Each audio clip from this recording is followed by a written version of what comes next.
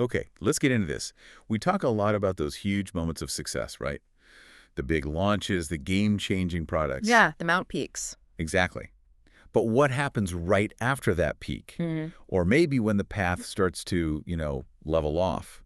When massive success bumps up against some really deep personal questions about what it all means. That's often the trickiest transition, isn't it? Especially at the highest levels. We're zoning in on 2005 today. That's the year Bill Gates really started pulling back from the day-to-day at Microsoft. For most people, that sounds like, well, retirement. Right. But for someone who basically shaped the digital era, it wasn't just about stopping work. The narrative we're looking at suggests it was more like an invitation to really question his whole identity. And that's the core of our deep dive. We've got this synopsis of a story called Gates 2005 Midlife Crisis and Global Purpose.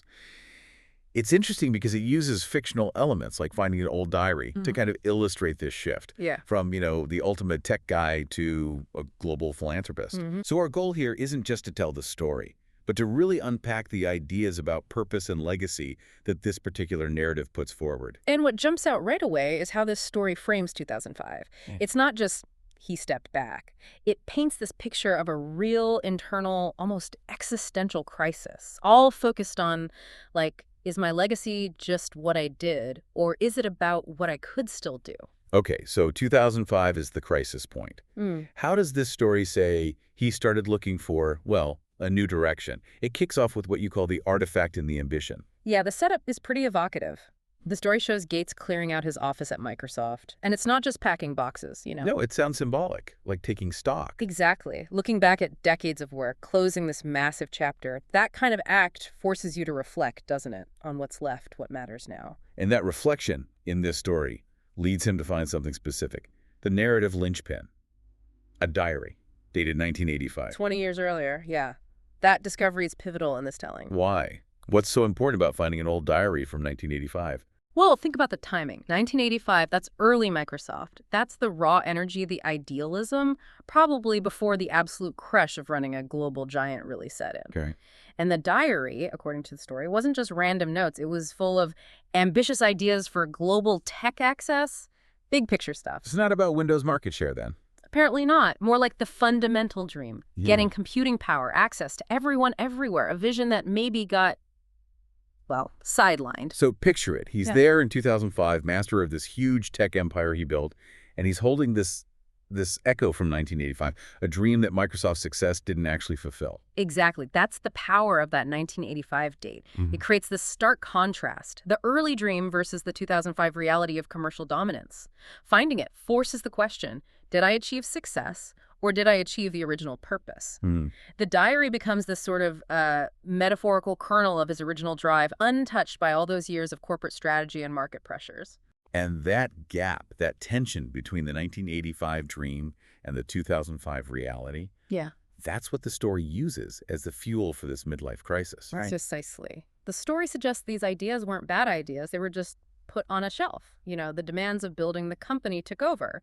And now, 20 years on, they reappear almost like a challenge. It's a neat narrative trick, implying that maybe your biggest future steps aren't about inventing something totally new, but rediscovering something you left behind. And crucially, the resources he has in 2005 are exactly what that 1985 vision needed but didn't have. The scale is different now. Okay, but just finding an old diary, even one with big ideas, doesn't automatically create, say, the Gates Foundation's global health initiatives.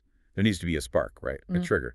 Which brings us to the catalyst in the crafting. Right. You need something to push that reflection into action. And the story provides one. A fictional encounter. Fictional encounter. Tell me more. The narrative describes Gates meeting a struggling entrepreneur, maybe at a coffee shop or something, just someone starting out, full of drive, needing basic help, basic resources. Okay, so the world's most successful tech guy meets someone who's basically where he was back in, well, maybe not 85, but early on. Exactly. It acts like a mirror, seeing that raw ambition, maybe that vulnerability in someone else.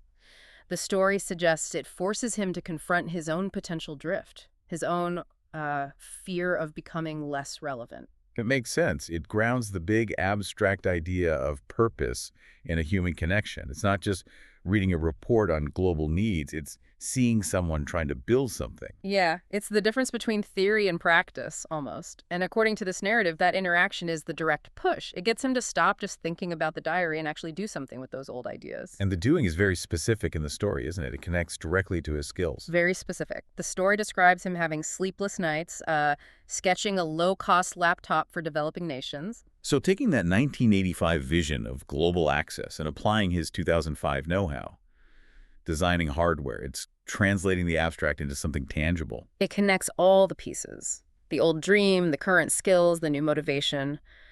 But maybe the deepest part of this section in the narrative is the personal struggle it highlights. Okay. The story says he confides in Melinda during this time, and he voices his central fear. Which, even for Bill Gates, is apparently something pretty universal. Yeah. His fear of fading relevance, just hitting that point where you wonder if your best work, your biggest impact, is behind you. Wow. So if you tie that fear directly to the action designing this laptop, it gives it a whole different layer. It becomes the psychological engine, doesn't it? The laptop isn't just a project. It's presented as his way of fighting back against irrelevance, using his core strength technology, problem solving to tackle a massive global issue. Let me push back a bit here, though. Could someone argue this is just redirecting the same drive? From dominating the OS market to trying to create the dominant low-cost laptop for the world. Is it really a change in purpose or just a change in the product? That's a fair question, and I think the narrative argues for a fundamental shift in motivation.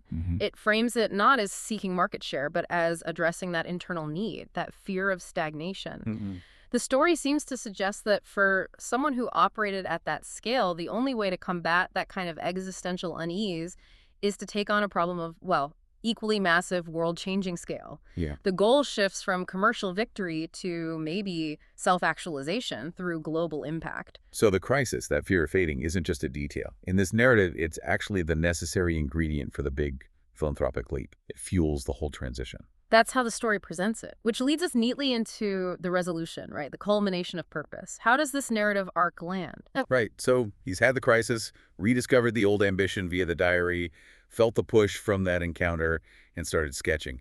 How does it all come together? Well, the story culminates with a big concrete action, launching a major initiative through the Gates Foundation, specifically focused on getting those low-cost laptops designed, manufactured, and distributed globally. So taking it from personal sketches to a systemic institutional effort. Exactly. It transforms that private fear and that rediscovered personal ambition into a public, actionable mission, making the purpose concrete and scalable. And you mentioned the source material is quite direct about linking the two, the crisis and the action. Surprisingly direct, yeah. The synopsis we're working from uses a specific phrase, tying the whole laptop initiative explicitly back to the Bill Gates midlife crisis. It's not hinted at. The narrative draws a direct causal line. Okay, so the story is making a clear statement. The crisis caused this new direction. It seems to be the core argument of this particular narrative. And if we step back from the specifics about Gates and just look at the structure the story lays out, it offers a kind of template for finding purpose, especially during a major professional shift. Okay, break that down for us. What's the template? The architecture of purpose, as you put it earlier. It looks like a three-stage process in this narrative.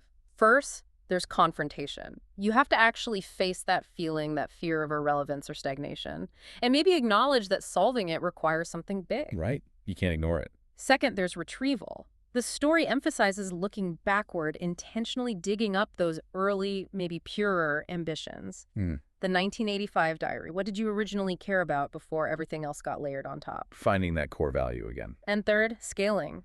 Taking that core value, that retrieved ambition, and merging it with the resources, the influence, the skills you have now, applying it to a problem bigger than just your own career or company, focusing on, say, global benefit instead of just commercial gain. So the narrative isn't saying you need to invent a totally new purpose out of thin air. Not at all. It suggests you find it by excavating and then updating your oldest, maybe most fundamental aspirations, giving them a new life with your current capabilities. That really reframes the whole thing. The crisis in this telling wasn't about what did I do wrong. It was more like, did the thing I built fully capture the original dream? And the answer was maybe not yet. Exactly. And the low-cost laptop initiative becomes a way to finally execute that broader 1985 vision, but using the power and platform built by 2005. It's a merger of past and present. You don't discard your expertise, you redeploy it. driven by that internal need for continued meaning, aimed at a bigger goal. A more human-centric goal, perhaps. That's the argument the story makes. Okay, so let's quickly recap the narrative's arc then. We have the questioning in 2005, triggered by the transition, then the rediscovery of the 1985 diary's ambition, and finally, channeling that into a concrete global initiative, the low-cost laptop project. It's a journey powered by looking back to move forward. Yeah, it really argues that sometimes the key to your next chapter is buried in your own history. The answer to feeling stuck isn't always out there somewhere. It might be in your own archives, so to speak. And that's where this connects back to you listening to this idea that maybe your oldest visions, the ones you set aside or forgot about, might actually hold the energy you need right now, Hmm. especially if you're facing a challenge or feeling like you've hit a plateau professionally. Think about it. That old project plan you were passionate about in school, that note you scribbled years ago about a problem you really wanted to solve. Maybe the core of your next big thing isn't something you need to invent, but something you just need to rediscover and update. It definitely leaves you with something to chew on. Here's a final thought to explore, building on this narrative. If a huge crisis of purpose, like the one depicted for Gates here, could be resolved by retrieving and revitalizing an idea from 20 years prior, Then what forgotten document, what old goal, what sidelined ambition might you have tucked away somewhere? What piece of your own past could potentially redefine your next professional chapter if you brought it into the light of your current experience and resources? what original ambition might you be neglecting right now? Something worth considering. Definitely. Great stuff. Thanks for digging into this narrative with us today.